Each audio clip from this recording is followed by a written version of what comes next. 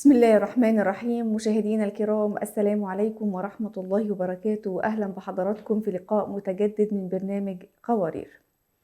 بعض الناس مرضى داء السكري، عافانا الله وإياكم وشفاهم الله شفاء لا يغادر سقما، مش بينضبطوا بتعليمات الطبيب خصوصا في النظام الغذائي، والبعض بيكون مهمل كمان في أخذ الدواء، وشايف إن الأمور بسيطة عادي، أو متضايق من شايفها إن دي تحكمات وإنه مش قادر يعيش حياته بشكل طبيعي، وخليها على الله وسيبها على الله. طبيعي كلنا سايبين أمورنا على الله سبحانه وتعالى، ولكن لابد من إن احنا نتوكل عليه حق التوكل، وإن احنا ناخد بالأسباب. هو للأسف ما بياخدش بالأسباب، وبيكون في بعض العواقب السيئة والنتائج أو المضاعفات السيئة للأسف الشديد الناتجة عن إهماله لأخذ الدواء، وإهماله كمان للنظام الغذائي اللي اتكلم عنه الدكتور. منظمة الصحة العالمية اتكلمت في تقرير نشر في نوفمبر 2024، وقالت فيه إنه يعد اتباع نظام غذائي صحي وممارسة النشاط البدني بانتظام والحفاظ على الوزن الطبيعي للجسم وتجنب تعاطي التبغ من سبل الوقاية من الإصابة بداء السكري من النمط الثاني أو تأخير ظهوره. أضافت كمان في التقرير أن يمكن علاج داء السكري وتجنب عواقبه أو تأخير ظهورها باتباع نظام غذائي صحي وممارسة نشاط بدني، وأكدت كمان على تناول الدواء الموصوف من الطبيب وإجراء فحوصات منتظمة وعلاج المضاعفات. حديثنا النهاردة هو استكمال لحلقة سابقة اتكلمنا فيها عن داء السكر، ما هو وما هي أسبابه وأعراضه، وما كملناش الحوار فيه. إن شاء الله النهاردة هنستكمله مع ضيفتنا الأستاذة فاطمة محمد، المختصة في داء السكري والأخصائية النفسية. السلام عليكم وأهلا ومرحبا يا أستاذة فاطمة. أهلا وسهلا، مرحبا بكم، أهلا وسهلا. أهلا وسهلا. مرحبتين مرة ثانية بقوارير، أهلا وسهلا. أهلا وسهلا بحضرتك ويا ألف مرحب ومنورانا. احنا في الحلقة الله يسعدك. السابقة اتكلمنا في العديد من المحاور، ووعدنا المشاهدين ان احنا هنكمل بإذن الله تعالى في الحلقة دي. اتكلمنا عن الأعراض وعن الأسباب وعن الأنماط، ووقفنا عند سؤال أنا ختمت بيه مع حضرتك، ولكن ما كملناش الإجابة عليه، وهو سؤال بيطرح من كثير من الناس، وهو: هل داء السكر أو مرض السكر ممكن يتم الشفاء منه ولا لأ؟ ده مرض مزمن بنعيش بيه حياتنا كلها. مرض السكر ممكن تكون حالة في البداية، وممكن يكون مرض معه تبعاته، لأنه ليس السكر لوحده. في المرحلة المتقدمة بيكون في الضغط، في السكر، في الكوليسترول، اسمها المستقلبات. لكن في بدايته ممكن التخلص من السكر تماما.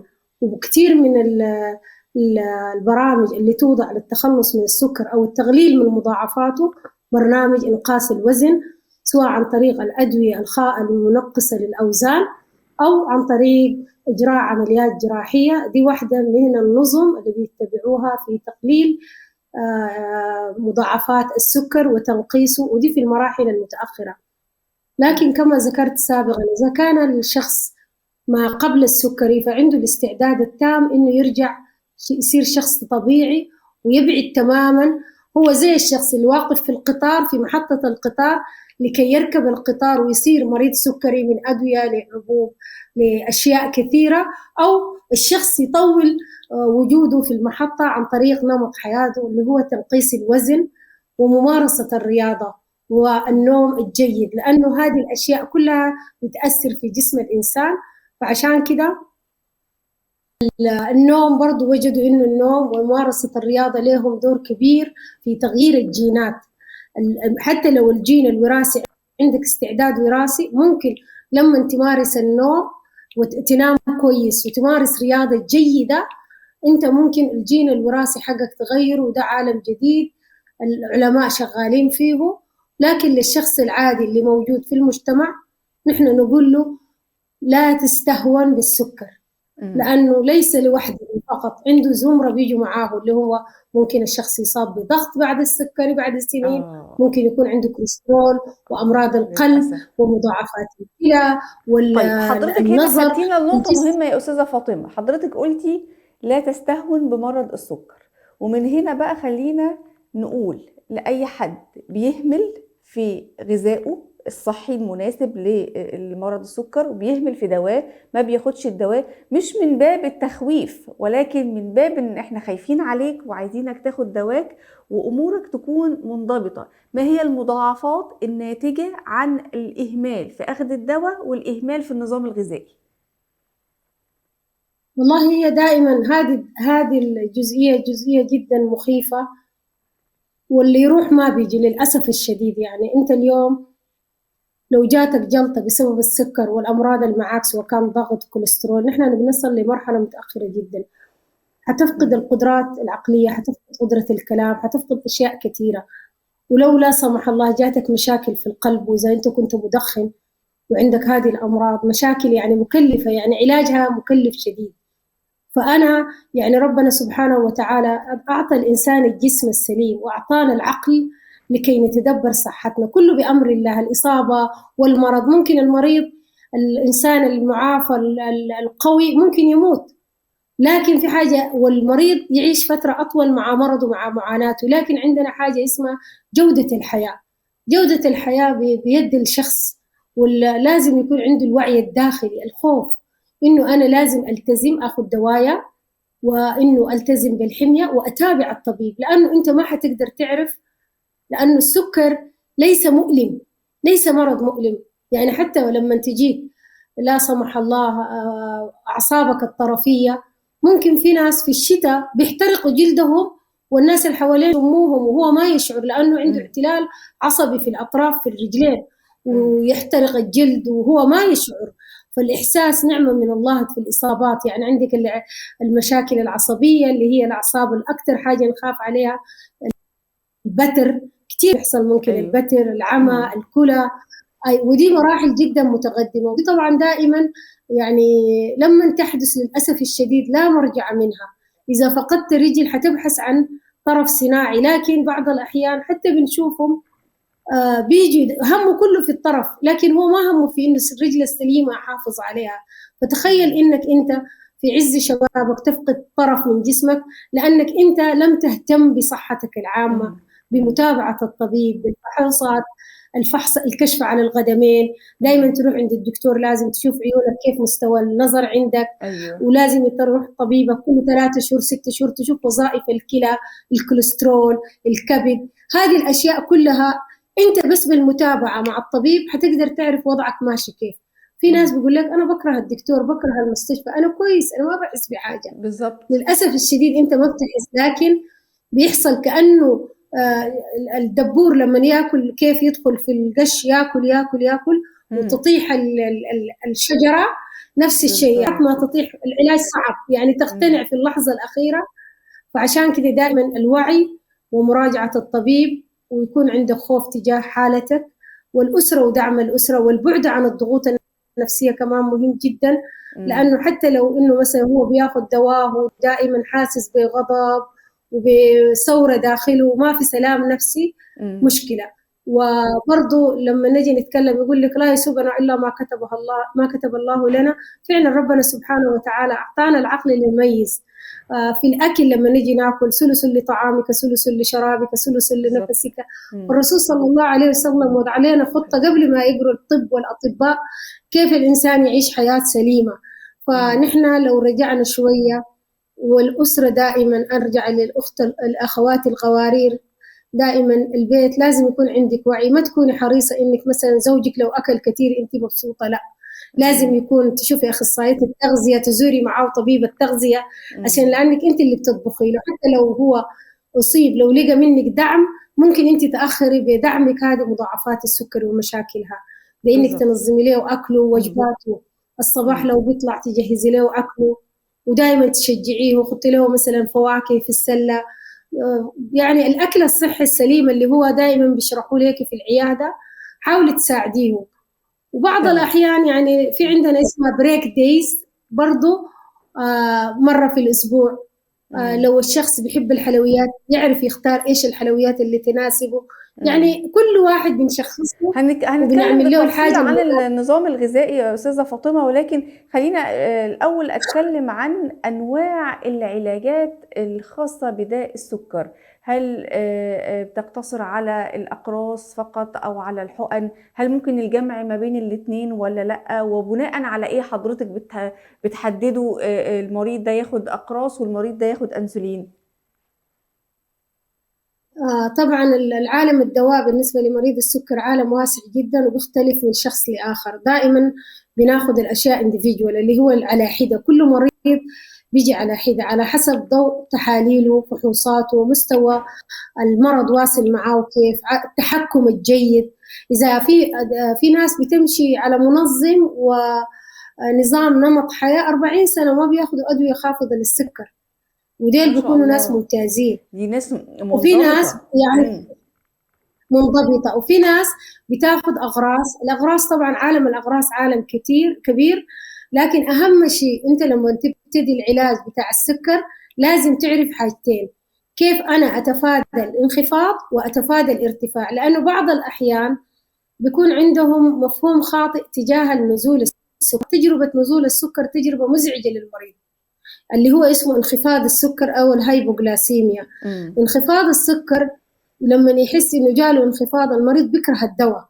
وعشان كده دور الطبيب والطاقم الطبي اللي هو في عيادة الباطنة أو عيادة السكري أو مركز السكري تثقيف المريض كيفية التعامل مع الانخفاض لما ينعطى الأدوية. وأهم حاجة إنه المريض يكون عنده جهاز لفحص السكري. فحص السكري ليس لمعرفة السكر طالع ولا نازل ولا في انخفاض ولا في ارتفاع، لمعرفة النظام الدوائي والنظام الغذائي كيف قاعد ينعكس على السكر حقه. فدي واحدة جزئية جدا مهمة، إن المريض يكون لازم وجود الدواء ووجود جهاز السكر ومعرفة الأرقام الحقيقية وكيفية التعامل مع علاجه، سواء كان انسولين سواء كان حبوب سواء كان أنواع مشتركة من الحبوب، ممكن دوائين في حبة واحدة، ممكن عدة أنواع من الأنسولين مع أنسولين واحد، ممكن 4 مرات أنسولين. فعالم الدواء وعالم الأنسولين هذا لازم يتفصل تماما، ويكون حريص يجلس مع طبيبه ويشرح تفاصيل ويفصل له على حسب دواه. يعني معلومة أو توعية للفئة دي بتكون صعبة، لازم نوعيهم على حسب دواهم على حسب يومياتهم. بالظبط. النقطة اللي داير أقولها إنه إذا الشخص جاله انخفاض سكر مو معناه يوقف الدواء، معناه يشوف السبب اللي أدى إلى انخفاض شنو. هل هو ما أكل طب احنا يا كويس؟ أستاذة هل فاطمة هو أصلا مريض السكر يعرف إزاي إنه عنده انخفاض في السكر شديد أو عنده ارتفاع في السكر؟ ما هو برضو لازم يكون في علامات هو يشعر بيها بسرعة، علشان يا إما ياخد دواء بسرعة أو ياخد مثلا ياكل حاجة مسكرة، زي ما بعض الناس تقول أنا بحس بنفسي أول ما بيجيلي هبوط باخد حاجة مسكرة أو باخد حاجة حادقة فخليني، أو حاجة يعني فيها مالحة. فكلمينا على النقطة دي. طبعا النقطة دي زي ما قلت لك أنا لما مثلا الطبيب لما يحول المريض ليا أنا بشوف الأدوية حقته. الطبيب برضه بيكون أداه جزء، بس دايما التكرار بيركز المعلومة للشخص. أنا ببتدي معاه تاني مرة. مثلا أعراض الانخفاض الخفقان الدوخة، ممكن التصرفات اضطرابية برضه شديدة جدا ممكن، يعني لأن الدماغ العضو الوحيد اللي بيعيش على الجلوكوز، ومجرد ما نقص الجلوكوز من الدماغ بتدي الإشارات العصبية. الإشارات العصبية هذه نعمة من الله.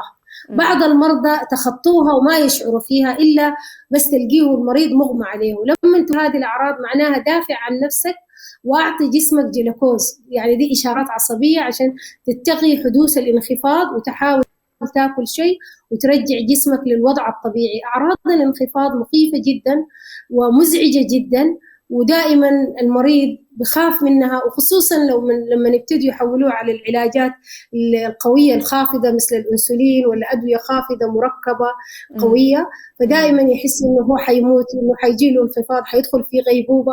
وهذا شعور طبيعي جدا، لكن هذه المشاعر وهذا الشعور الطبيعي بنتفاداه بالتوعية والتثقيف الصحي الشديد وتعليمه كيفية معالجة الانخفاض، كيفية أهم حاجة إنه نعلمه كيف يتخطاه. إذا هو سائق وماشي في طريق طويل جدا مسافات طويلة وهو في وماخذ علاجه ومقلل في الأكل وهو في السيارة، لا سمح الله ناس كثيرة بتموت يعني وهي ماشية.